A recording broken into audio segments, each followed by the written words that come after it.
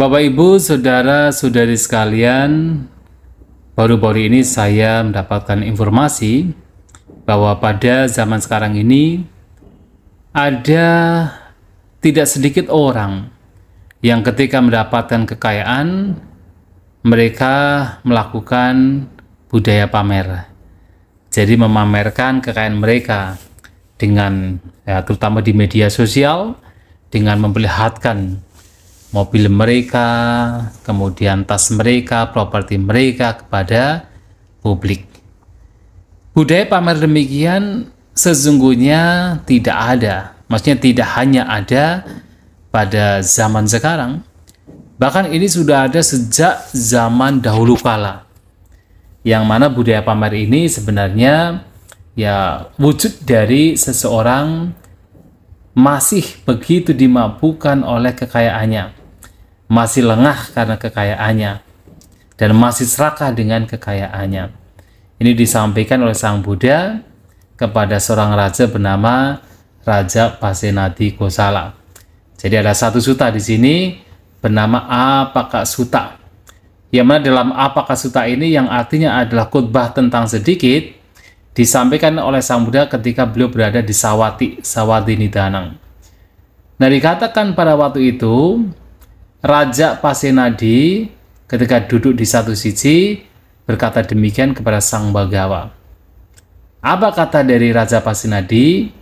Ida mahyang bante rahu gatasa padi salinasa ewang cetaso pariwitako udapati. Di sini bante, ketika saya berada dalam kesendirian, muncul pikiran dalam batin saya. Demikian. Nah, apa yang muncul dalam pikiran Raja Pasenadi sebagai seorang raja ketika ia dalam kesendirian bermeditasi? Ia berpikir, apa kate sata lokasming ye ulari boke labitwa nak cewa majanti nacak pamajanti nacak kamesu getang apa janti nacak satesu wipadi pajanti. Nah, di sini ia mengatakan sedikit sekali manusia di dunia yang ketika mendapatkan kekayaan yang banyak, mereka tidak kemudian dimabukkan oleh kekayaan tersebut. Mereka tidak menjadi lengah oleh kekayaan tersebut. Mereka tidak terseret, terperangkap ke dalam keserakahan, di dalam kesenangan indera, dan mereka tidak kemudian memperlakukan makhluk lain dengan salah. Naca satesu wipadi pajanti. Jadi seperti kadang-kadang kalau orang merasa dirinya kaya, kemudian merendahkan orang lain.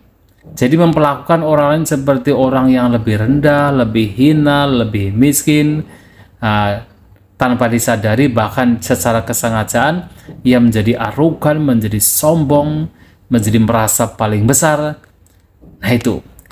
Jadi budaya seperti ini sudah ada pada zaman bahkan Sang Buddha, bahwa sangat sedikit orang yang setelah mendapatkan kekayaan yang besar, ia itu tidak dimabukkan, ia tidak menjadi lengah, ia tidak menjadi serakah, dan ia tidak memperlakukan orang lain dengan salah.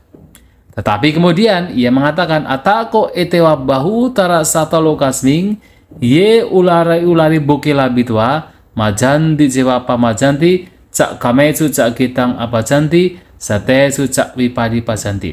Tetapi banyak makhluk di dunia setelah mendapatkan kekayaan yang banyak, ia menjadi dimabukkan, ia menjadi lengah, ia menjadi serakah di dalam kesenangan indera, dan ia memperlakukan orang lain dengan cara yang salah. Nah, kebanyakan orang ketika menjadi kaya, nah dia itu menjadi dimabukkan, terlena oleh kekayaan, dan menjadi semakin serakah. Maka kita tidak heran ada orang yang sudah kaya raya, karena kemudian dimabukkan oleh kekayaannya, bukannya ia menjadi merasa cukup, tapi semakin serakah. Yang kadang-kala kemudian ia melakukan tindakan-tindakan yang justru merugikan bagi orang lain dan juga bagi dirinya.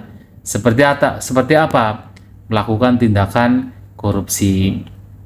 Padahal orang demikian sudah banyak kekayaan, tapi karena dimabukkan, terlena, maka melakukan tindakan yang tidak sesuai dengan hal yang baik. Dan bahkan orang demikian akan memperlakukan orang lain lebih rendah, memperlakukan orang lain seperti lebih hina, ya, lebih miskin.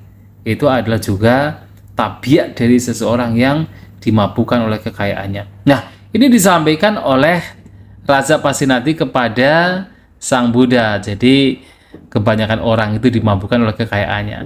Lantas apa yang dikatakan Sang Buddha? Sang Buddha juga menyetujui.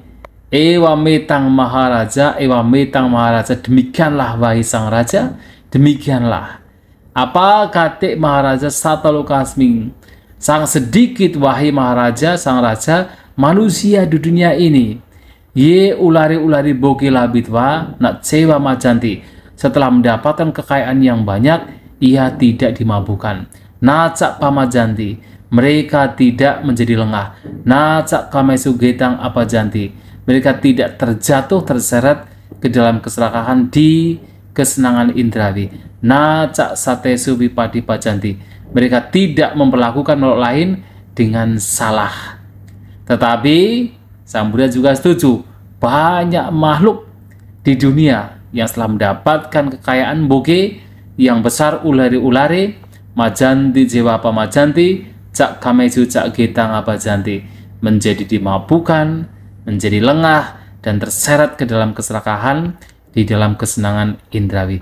Dan ia biasanya memperlakukan orang lain dengan cara yang salah. Dan itulah yang katakan sering terjadi kepada yaitu manusia yang setelah mendapatkan kekayaan kemudian menjadi sombong, menjadi dimabukkan, menjadi katakan ya terlena oleh keserakahannya, tambah serakah, dan memperlakukan orang lain dengan cara yang salah. Nah, oleh sebab itu dalam ajaran Buddha sangat dianjurkan, walaupun seseorang itu kaya, maka janganlah menjadi sombong dengan kekayaan tersebut. Jangan dimabukkan oleh kekayaan tersebut.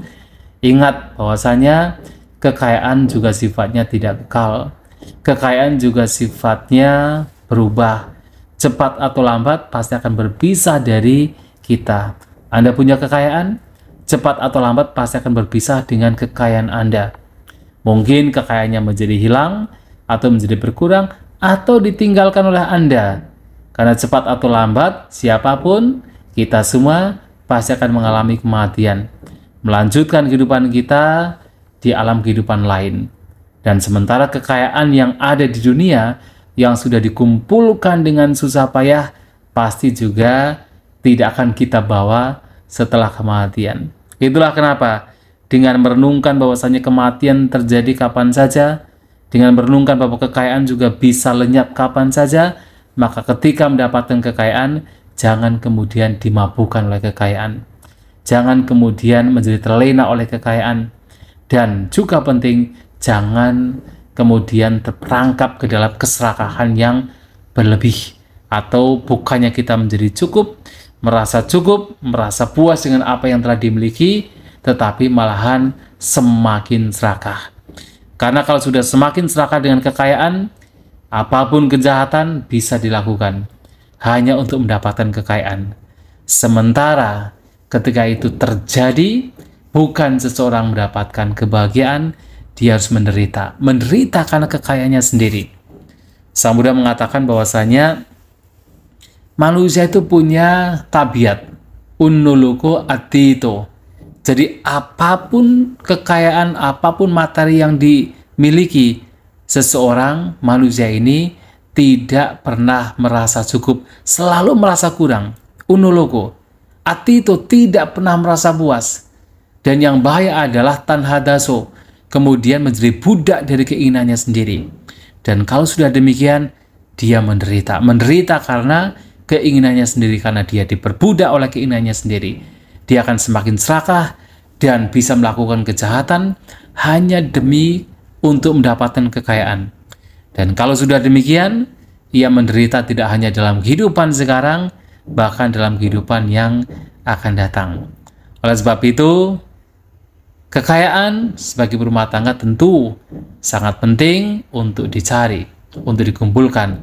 Tapi jangan karena kekayaan seseorang menjadi terlena, dimabukkan, pamer kekayaan, semakin serakah dengan kekayaan, karena itu akan menghancurkan diri sendiri dan juga menghancurkan lingkungan sekitar. Itulah Bapak Ibu Saudara-saudari sekalian, ketika kita punya kekayaan, janganlah kita dimabukkan oleh kekayaan. Tetaplah waspada, tetaplah hidup sederhana, dan gunakan kekayaan dengan sebaik-baiknya. Semoga kita semua berbahagia, semoga semua makhluk berbahagia.